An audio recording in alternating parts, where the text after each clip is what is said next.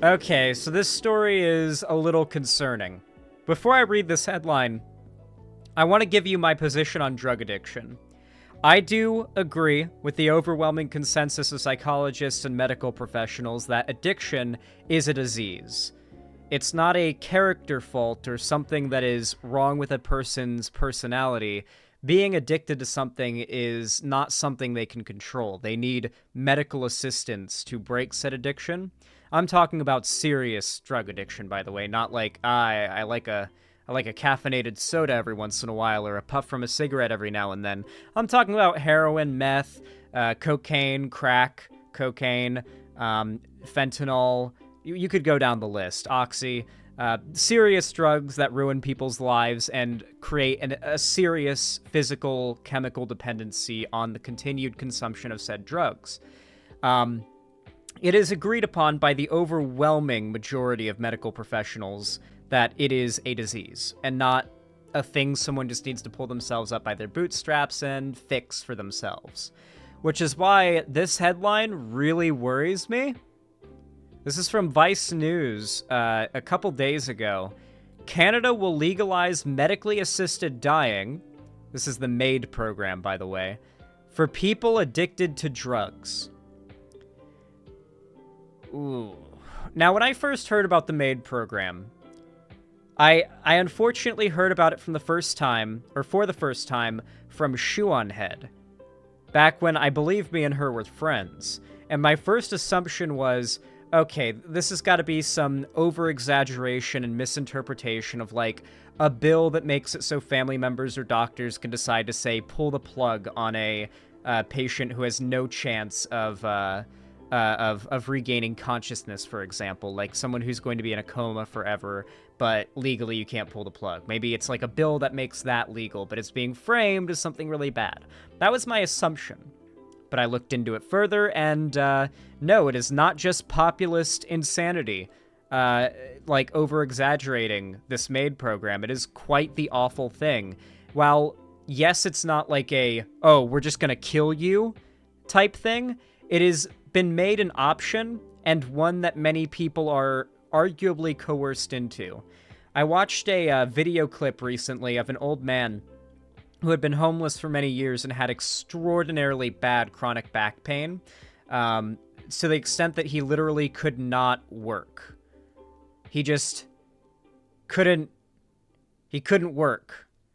And he was homeless, and he couldn't get his back fixed, and so he was going to opt for the legal euthanasia option because he couldn't get himself back on his feet. His health is beyond fucked, and he can't afford obviously Canada will help you with medical bills or will offer you nearly free healthcare with many things, but something like a chronic issue that's not an imminent life-threatening problem, it's not going to be a quick or easy solution in Canada with Canada's medical system. As good as it is, and as much better as America's as it is, it's got its problems. So with that in mind, he was going with the suicide route, pretty much. Legally assisted suicide via this program. And that was my first, like, significant foray into this topic, and that was months ago, and it kind of made me sick to my stomach. So I have no doubt that, I'll probably feel a little sick reading this one. I don't think that, like, offering death as an option to people as an alternative to just trying to put more money into solving these people's problems medically and insofar as, like, addiction and whatnot, I don't like the idea of just saying, yeah, no, I guess you can just kill yourself if you want. I don't like that. Suicide's wrong. Like, I know there's very unique circumstances where I think suicide is justifiable, but I think overwhelmingly suicide is morally wrong for, like, numerous reasons. For starters, you are taking away experience from your future self. Like, if you're, like, depressed and suicidal, killing yourself is not, like, the solution. Like, if you don't kill yourself, you will be happy again one day if you get therapy and you work through it. And you're basically taking away that experience from your future self. I consider that wrong. I consider that a bad thing. And you're hurting people in your life and what have you. So I don't I don't think it's a thing the state should be able to, like, endorse, ever. I don't think it should be against the law, like you should be imprisoned or punished for attempting it, or doing it, or trying it, or whatever. But I do not like the idea that it should be endorsed in any way. Hot take, but suicide is bad. Exceptions are like, oh god, my guts are hanging out. Oh, we're miles away from a doctor. I'm gonna bleed out slowly to death. Just put me down quickly. Like, that's a situation where it's like, alright, you know. Like, I think that's reasonable. But, like, besides that, suicide's bad, okay? Dude, it's, like, nearly impossible to get approved for MAID. Well, Balth? Well, let's read the article. Canada will legalize medically assisted dying for people who are addicted to drugs next spring, in a move some drug users and activists are calling eugenics. The country's medical assistance in dying, or MAID law, which first came into effect in 2016, will be expanded next March to give access to people whose sole medical condition is mental illness, which can include substance use disorders. Before the changes take place, however, a special parliamentary, I thought it was going to be preliminary, and so I was, like, stumbling over the word. Parliamentary Committee on MAID will regroup to scrutinize the rollout of the new regulations, according to the Toronto Star. Currently, people are eligible for MAID if they have a grievous and irremediable, I bet is how that's pronounced, irremediable, medical condition, such as serious illness or disability that has put them in an advanced state of irreversible decline and caused enduring physical or psychological suffering, excluding mental illness. Anyone who receives MAID must also go through 2 assessments from independent healthcare providers, among meeting other criteria. The contentious idea of including people who are addicted to drugs is being discussed this week at a conference for the Canadian Society of Addiction Medicine in Victoria, British Columbia. Yeah, I don't like it, though. I don't like medically assisted... I don't like however you want to call suicide, however you want to make it sound like PC. Suicide is suicide. You're taking the easy way out for your problems. I get if you are, like, so medically fucked that, like, you can either exist in a, like, constant haze of opiates and painkillers, and that's, like, that's the only way you can exist, not in constant physical pain, and there's no other solution to it, even with surgery or the best medicine in the world. At that point, it'd be like, maybe, but do I want the government to sanction it or endorse it?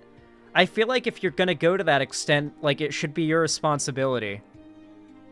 Like, I'm not really the type of person who says, like, if you want to do insert thing for your own health, it should be your responsibility. But if you've decided suicide's the way out, you should be the one responsible for it if anyone's going to be doing it, not the state. Figure it out yourself.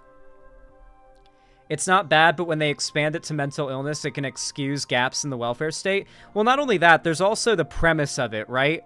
The idea that people with a mental illness ought to be allowed to choose to commit suicide effectively. That's essentially eugenics by, like, outcome.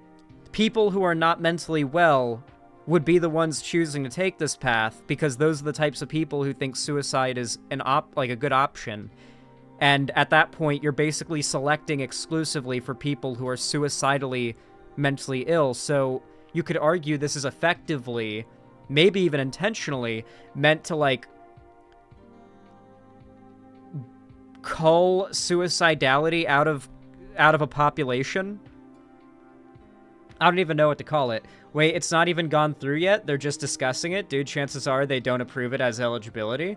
I mean, we're gonna see how it goes. I mean, obviously it hasn't passed yet. They're talking about meeting on, like, having the parliamentary meeting to go over all of the details on it. But the fact that it's being considered is worth talking about, right?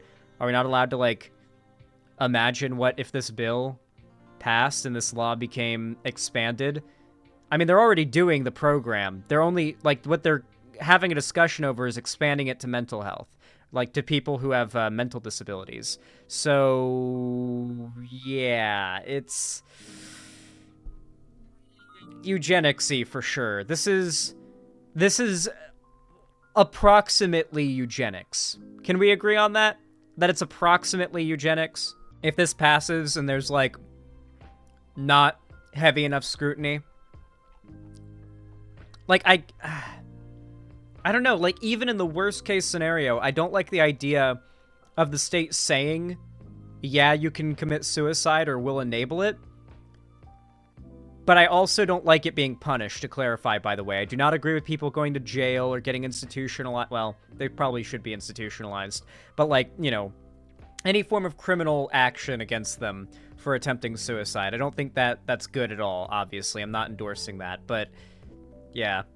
Hell, this doesn't even make sense from a euthanasia perspective. That requires someone to be in their right mind. Someone who's an addict is and wants to die because of that aren't in their right mind. Yeah, drugs, like, fundamentally...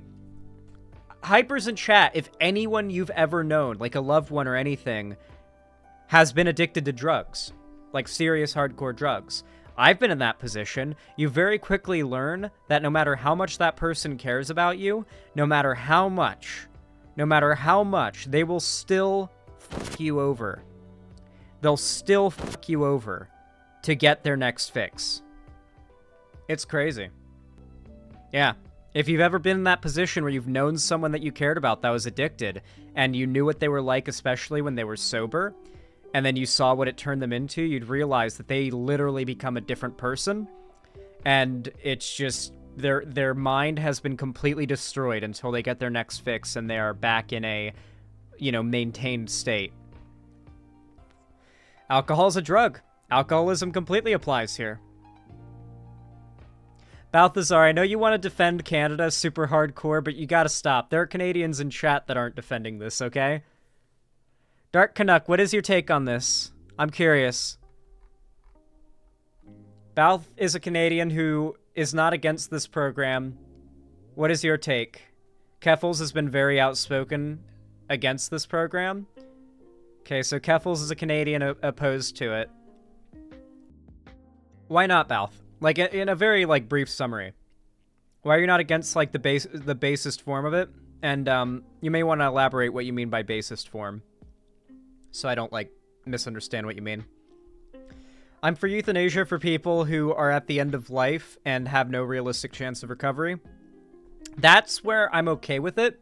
But once again, I don't think it should be provided as a service by the government or by medical institutions necessarily.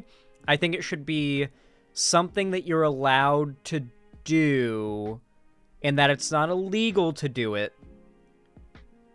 But, yeah, like... People already have, like, you can sign, like, a do not resuscitate form if you say, like, go, like, if you die, essentially, and they try to they would resuscitate you. You can sign a do not resuscitate form that says, don't try to bring me back if I'm that fucked up. That you, like, I literally flatline. I don't want to come back from that because I'll be so fucked up from it, just let me die. Like, that's already a thing here in America. I think there's, like, certain levels of reasonability for it, but I don't know. It depends on how they'd carry it out, because my understanding was it would literally be the government's offering you, like, just euthanasia. Like, you would go to some form of medical facility, and a doctor or some such would basically give you a lethal injection or something. Probably not lethal injection, because doesn't the, lethal injection, like, hurt like hell? I don't know if we have a single way of executing people besides a gunshot that isn't literally torture before you die. Like, if you're going to be executed, unironically, a firing squad is the most humane way to die. Like, the lethal injection is supposed to feel like lava going through your veins until it kills you. That's apparently what it feels like, according to people who survived it. Another way they do it is, in a lot of conservative states, what they're bringing back is the gas chamber, like what the Nazis used, to exterminate the Jews. A lot of Republican conservatives are calling for the return of the gas chambers, and they still use them in some states, red ones, of course.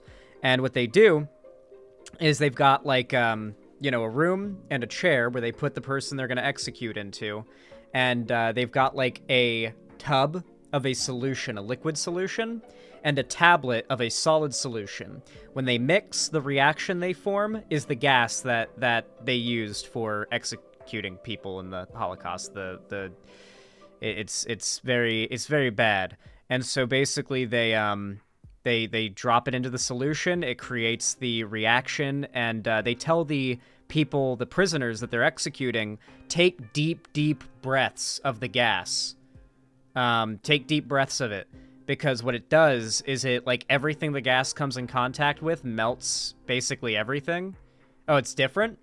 It's nitrogen, actually, different from gas chambers? No, I'm pretty sure I'm talking about the same thing. As, I'm talking about the gas chamber form of execution they use in some Republican states. At least, like, up until recently. I remember literally watching, like, a podcast episode, reading an article describing how they do it step by step, and it was from... it was like the recounting of a guard from an American prison on how they did the gas chamber execution. So, and the one in particular they did, it was super fucking scuffed. They basically just had, like, you know that setup where you want to catch, like, a cat? Like, there's a stray cat that, like, hangs out in your neighborhood, so you get, like, a little cardboard box and a stick and a string and a little, like, cup of cream, and you put it there to attract the cat, and you hide around a corner, and then when the cat comes to drink from it, you pull the stick, and the box falls on the cat, and you can catch the cat, and I literally did that once in order to, like, capture a stray cat, and then I ended up finding it a family. Me and my grandma did this when I was a kid. Ended up adopting it out. It was super nice. But, basically, they had that same setup kind of thing, like basically pull a string and it drops thing going for the execution chamber at that prison. That is how scuffed and, like, barely put together it was. But everything the gas comes into contact with basically melts. Like, everything like, when it goes into any, like, mucousy membrane part of your lungs or respiratory system, it just, like, melts it, just, like, liquefies it in your lungs. Like, your lungs basically liquefy, and then you drown. But and that's only if you take deep breaths. If you, like, hold your breath or try to, like, take very small breaths or whatever, you're just gonna prolong it. And so that's suffering. Like, getting hanged is like a 50-50 whether or not your neck snaps and you die instantly, or you just strangle for a while, and the lighter you are, the, like, harder it is. Like, there's literally no ethical way to do executions of prisoners or anybody, really. Like, in this case, we're talking about, like, voluntary euthanasia that isn't super painful. Zan's never going to see my explanation? I'm sorry. So the basis form of the program, and the form the program has existed as for years, is providing the ability to save terminally ill people from months of pain. And even in this form, most people still died before ever being approved for MAID. Okay. So, Bouth, here's my question. Considering this is being expanded to people with, like, mental illness and whatnot, why does this need to be a service offered by medical institutions, like ending your life? Because, like, what they're considering right now is, like, expanding it to mental health issues. So we're, like, I'm fine if it's, like, end of life, or if somebody is, like, literally, like, not coming back from the coma they're in. They're basically paralyzed from the neck down and they'll never wake up. Like, that's reasonable, because they're on life support. Like, if someone requires a machine to stay alive, unplugging said machine when there's no way they're going to get off of it, that's reasonable. That's fine. That's not killing. That's removing the thing you've given them that's keeping them alive, pretty much. It's different. If you think that's killing someone, you think abortion is killing. So, with that in mind, I don't know. Yeah, exactly, Zan. It should be a medical judgment as well. I don't know. I feel like we already, if someone's so fucked up they're in that place, don't we already have a way to do this? Like, if someone's so at the end of their life that they're on, like, machines keeping them alive, I don't know. You got to go deeper into the analysis. It's not about killing. It's about a way of supplementing social policies via MAID expansion.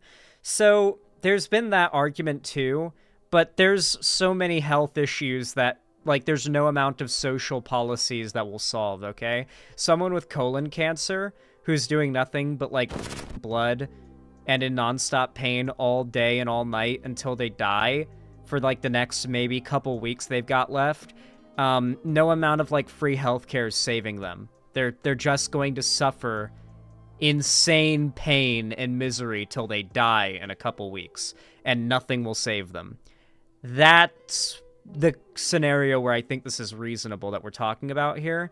I don't like I don't think it's going to be like used as a way of like solving the homeless problem. Like, yes, our solution for the homeless problem is to kill them all. Xanderhal, it's an issue of austerity. I get that, but expanding MAID to homeless, mentally ill, drug addiction is this expansion. No, like I said, I'm not in favor of this, or at the very least, I'm skeptical of it. I'm not Canadian, so I don't know all the details of it and all the social context of it. But yeah, it seems super sus. But I'm a mix of this could be really bad, and this could also be a nothing burger. That's where my position is right now. I don't want to get too, what's the term for it? Extremist with my position here. We don't really have enough to go off of. This could end up being used by medical professionals with great discretion to the extent where its only usages are in the cases where I think most people would agree it's appropriate and reasonable.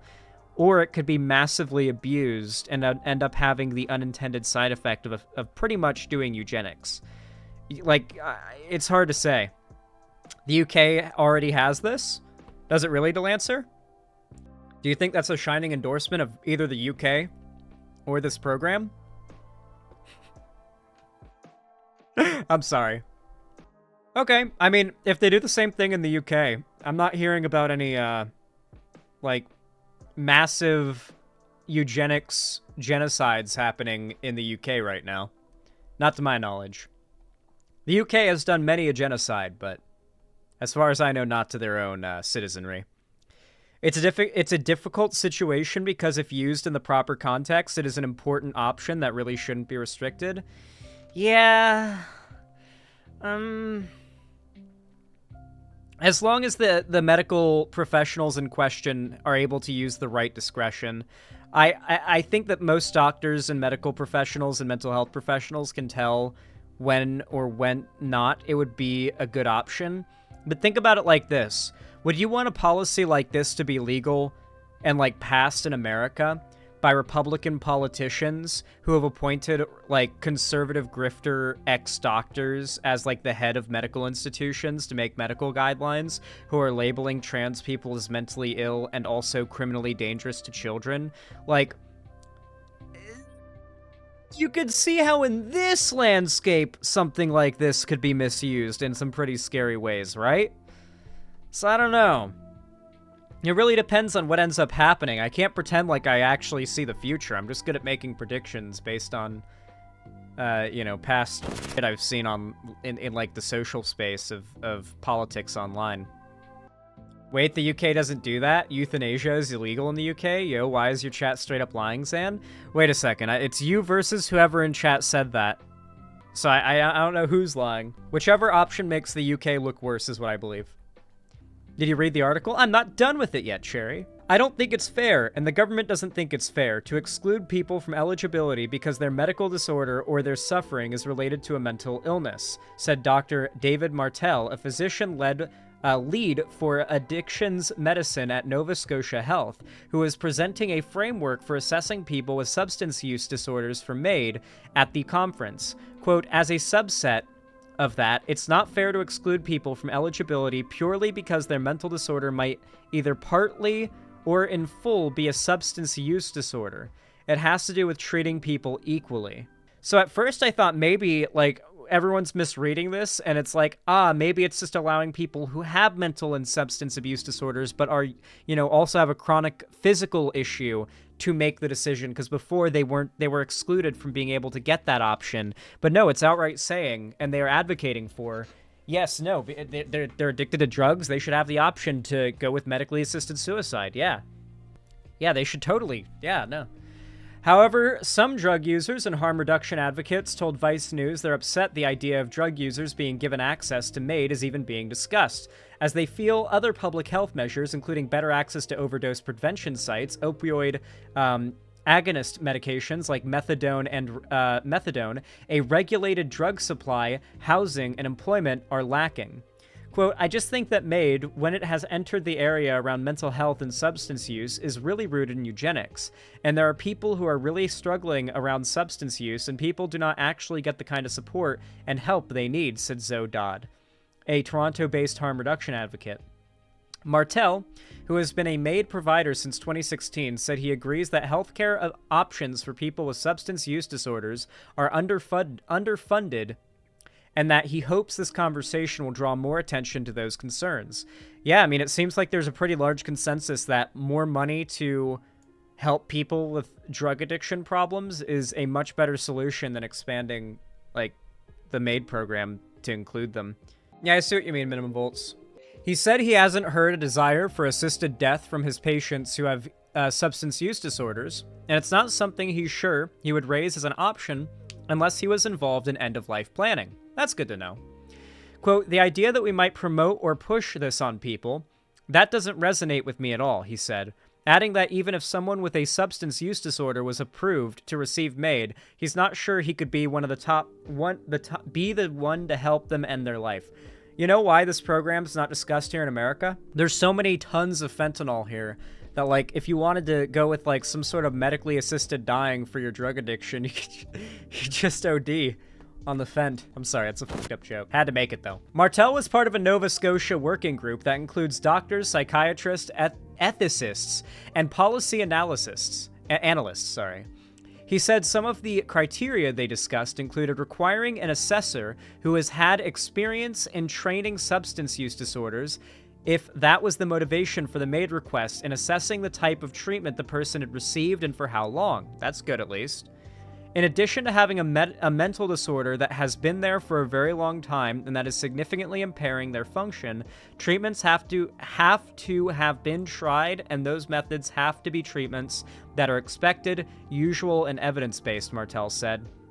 But there's no one-size-fits-all answer to what that could mean, he added.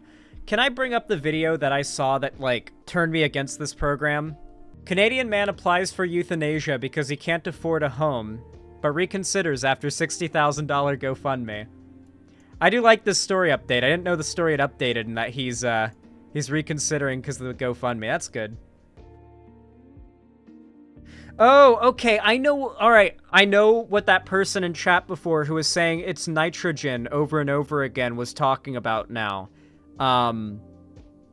Because they're confused about what I was referring to. I was talking about gas chambers and how, like, they're still used or were recently still used in the US, and how so. They were thinking I was referring to the chambers they're using or considering using in Canada. This is a chamber, I think, that just slowly or instantly removes all the oxygen from the environment.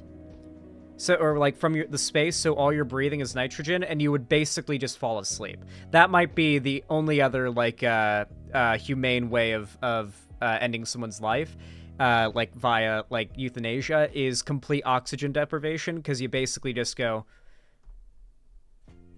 and, like, a few seconds later, you're dead. Like, there's no pain, you just kind of, like, feel lightheaded, pass out, and then you never wake up. So yeah. So I imagine that's what they're explaining here. This is CTV news propaganda. They didn't follow up on those people because they weren't approved for euthanasia. Let's find out. All right, here's a news article on it. Here's a news story. And he doesn't want to. He is not ready to die, and he doesn't want to. And yet, he has passed the first hurdle for medically assisted dying. Tonight, City News speaks with a man who feels he has no choice but to end his life because of a broken social safety net. How would you describe the quality of your life? Awful, non-existent, terrible. I do nothing other than sort of manage symptoms, manage pain. There we go. Amir Farsood lives with never-ending agony from a back injury. How bad does it get? At worst, it gets bad enough that I'm crying like a 5-year-old and not sleeping for 2 days in a row. But that's not why he has applied for medically assisted dying, otherwise known as MAID, nor is it the depression he lives with. Farsood has applied because he is in danger of losing his housing. He lives in this St. Catharines rooming house, sharing this space with 2 other people, but it is up for sale. Farsood lives on social assistance and says he can't find anywhere. Remember, there's a happy ending to this. He ended up getting 60 grand from a GoFundMe. And he's not going to go through with this, but that's just because this story got an insane amount of attention. The fact that people like this are going through the hurdles of the MAID program and getting at least far into it before desisting, in this case, is pretty concerning. Where else he can afford. I don't want to die, but I don't want to be homeless more than I don't want to die. Medically assisted dying in Canada was expanded this past March to include people with disabilities or those suffering in pain, even if they are not close to death. That means Farid likely qualifies. This checkmark on his form signed by his doctor indicates... See, he's essentially using the fact that he's going through nonstop chronic pain to commit suicide because he's going to be homeless. He's not committing suicide because of the pain, but that's the justification he's using medically to get through the system. He's killing himself, or he was going to kill himself, I should say, through this program because he was going to be homeless. As you know, Minimum Volts is based and a true poster in chat, and has been correct about this from the start. A lot of the problems that are trying to be acknowledged by this, I have no doubt this is pretty heavily supported by Canadian conservatives, are just meant to sort of probably save money on people who could otherwise have a shit ton of tax dollars spent on programs to help them with their addiction and mental disabilities. And of course, housing. Oh God, you know, Canada may be better off than the US when it comes to social safety nets, but you better believe the housing market is still fucked. Almost as much as America. Where he meets the MAID criteria, physical suffering due to disability that is intolerable and cannot be relieved. He needs one more doctor to sign off. Farid is not the first person with a disability to consider MAID. They don't want to live this way anymore. You know, there's no safety net at all. For the last 2 years, City News has documented how people with disabilities on Ontario Disability Support Payments, or ODSP, are struggling to survive and would consider MAID when it was expanded. Sometimes it's a choice between burning to death. Yeah, like a ton of people in Canada who are homeless or dealing with insane financial issues are saying, oh yeah, if this program passes, I'm going to go through the medically assisted dying program to avoid, because death is better than homelessness. Like, that, there is literally swaths of people that have been saying this. That's what's driven so much of the discourse about it, is how many homeless and otherwise like financially fucked over people are just saying, yeah, I'm just going to do this program because death is better than homelessness or financial destitution. Yeah, that's a problem. This program does not need to be expanded to the extent where these people can legally, like, get assisted suicide. If they want to commit suicide, they should have to try to do it themselves, where they have a high failure rate that can just wind them up in the hospital, getting therapy after involuntary institutionalization, and then in a month or two, the vast majority of the time, they'll be thinking, wow, I was so stupid for attempting suicide. This program will not have a 0%, will have a 0% failure rating on the people that go through the process of dying. It's not going to be like attempted home suicides where they fail most of the time, and the person lives and goes to the doctor and gets institutionalized in medical treatment, which is mandated by the state, some level of mental health treatment, for at least a few days. None of that. Just straight to the guaranteed no failure death chamber. And jumping out of a high-rise building. Walmart, Costa, and... Life on ODSP is a life well below the poverty line. Farid makes a little over $1,200 a month on ODSP. Rent is $690 a month. After bills and expenses are paid, he has about $7 a day left for food. What do you buy to survive? A lot of beans. That's why he can't pay more for Beans are cheap, easy to make. Yeah, you can buy a lot of cans of beans and not have to go shopping that often. That makes sense. rent. Farid I've has got a lot been of told cans the of wait beans. list for affordable housing is 7 years. Holy MAID is his out. That's definitely not what MAID was designed for, but cases like that are emerging with increasing frequency. Exactly. Just because the program is designed for a arguably valuable or good purpose on paper does not mean there are not swaths of people who will end up using this as taking the easy way out, and thus essentially potentially eliminating the need for social change via swaths of homeless and economically destitute people just pursuing state-assisted suicide. Yeah. Frequency across the country. Dr. Carrie Bowman is a bioethicist at U of T. These are a minority of cases, but ethically it doesn't matter that they're a minority, they're there. We were unbelievably naive as a nation to think that vulnerability, disability, poverty, that we could just somehow parcel that off and it wasn't going to be a problem. It's a huge problem. There is a 90-day waiting period after applying for MAID. Farid believes he could technically be eligible next month. Are you afraid to die? Who isn't?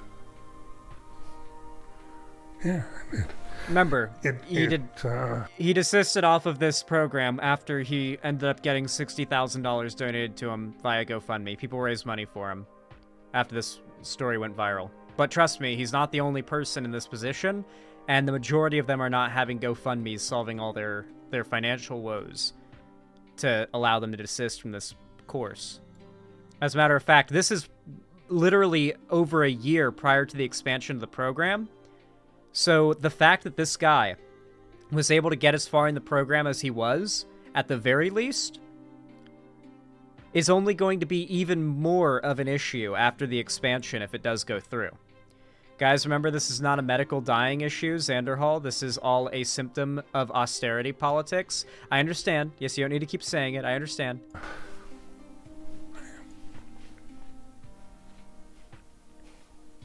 Sorry. I was going to be the tough guy and not do this, but hey.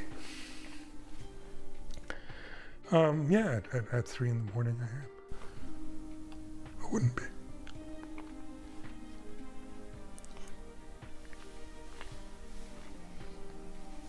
Assisted dying is available in some 7 countries, including several states in the U.S. Now, it's difficult to compare because guidelines vary from country to country, but some argue Canada is the most lenient when it comes to the criteria. Tomorrow, I'll tell you how the number of MAID cases is rising. That explains why so much of it, that's why people are saying it's not comparable to, say, the UK and whatnot. Is in large part due to the fact that Canada seems to have much looser regulations, apparently. Okay. I guess that makes sense. This is so f***ing dystopian. Futurama suicide booths. Wait, unironically, though, I know it's an oversimplification of the issue, but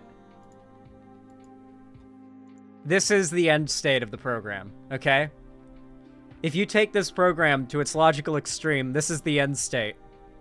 25 cents. They charge you. They charge you $0.25. Balth. Listen, stream chat will never be the place to have a conversation or an argument, okay? Listen, to every viewer right now, no matter who you are, where you come from, or how much of a based pussy destroyer you are, there is no amount of communication you will be able to do in Twitch or YouTube or stream chat that will be able to get your point across, okay? You guys are talking past each other because it's in YouTube chat, alright? Or it's in the chat, alright? You guys don't hate each other. You guys probably agree on more than you think, and it's just, chat is hard to communicate through, and you end up having to consolidate and distill down your takes, and you get frustrated while typing because you have to type out entire arguments while someone else is typing out theirs, and so you end up completely getting pissed off at things that are not really meant to make you upset. It all escalates. And next thing you know, you're arguing, okay? So just chill out, all right? Just smoke some weed and relax, okay? I'm actually pretty much all out of weed. I'm at the... You know when, like, you're so out of weed that you get to the point where you're desperately, like, going through your leftover, like... I'll set these aside because it's almost empty and I've got a new vape. Like, weed pens. I've got, like, this handful of weed pens that I'm, like, cycling through to get the last drops out of before I go to the vape store tomorrow to get more. So I'm in a super mega emergency running out of weed territory. Anyway, as far as this as far as this program is concerned, I think that some form of medically assisted dying for people who are in a really bad spot medically is fine. I think there's a certain case in which it's like, should the guy who's literally got 2 weeks left to live, period, who is just going to be suffering the entire time, unless he's, like, in a constant haze of opiates, like, does that person need to go on living in pain for the next 2 weeks? No. I think it'd be fine if there was some sort of allowance for medical professionals to have discretion to make the right decision there at the behest of the medical patient. But the fact that so many people are clearly already attempting to abuse this system because they have no social safety net options is really concerning. Like, it's not a hypothetical thing, it's a thing that's happening. Xanderhal, I get like that with dip sometimes, digging through empty Okay, I cannot relate with you gotta get off dip, homie. Listen, you gotta get off dip, Agamotto. You just admitted in my chat that you dip. Dip is the only thing less respectable than vaping. I'm shaming you right now for dipping. You are going to quit dipping because I am shaming you for it. God, I went to school in Florida. I grew up in Florida. I knew a lot of guys who dip. Dip? Oh my god, are there non-Americans in chat that don't know what dipping is? Oh no! Oh, you're about to see the most disgusting shit ever. The kid who dips. There's gotta be some type of video.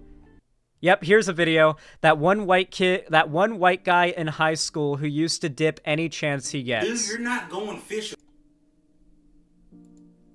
with us. Last time you broke my 10-pound test line, and I thought I was gonna have to tussle with you. Dude, I'm not racist, bro. My best friend is black. You know Daquan? Yeah, that's one of my best buddies. What's that song by Wayne? Party like a rock star, party like a rock. Oh, that's not Wayne? Dang, I thought that was Wayne. The first period, we cut class and go fishing. Got my dad's truck, the Ford F-150, the lifted one. Go right through the mud hole, straight to the pond. You guys in or God, I feel like I'm back in Florida. what? Dude, just come with us, dude. You're being a dick, dude. I'm scared, dude. Miss Trotter's not gonna say anything, dude. Just let it go. That's his dip bottle. He's gonna spit in it. Jeez. Oh, this is vile. Oh, it's... Last time you stole my last can of dip, Winter Fresh, everyone told me, yeah, Daniel stole your dip. Like, what's up with that, bro? I thought we... God, I fucking hate the dip bottle. Dude, you will get into, like, a friend's car if you're in the South, and you'll look down and be like, what was that noise? What was that crunchy noise? You'll think maybe they just have some empty water bottles on the floor. You look down. The water bottles on the floor, usually soda bottles, really, are filled with black liquid. Just gooey, black liquid.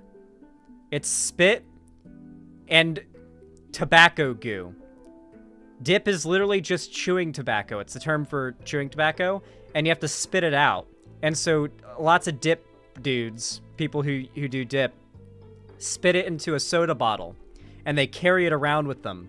Just a foul, bottle of tobacco spit goo. Y'all, you gotta stop. You gotta stop dipping. You gotta stop dipping. Just vape instead. Holy shit. Yeah, it also smells bad. God forbid if the bottle is open. That was a stun lock. I don't know how we got from talking about the MAID program to dip, but I like that evolution. I like that ADHD path we've taken.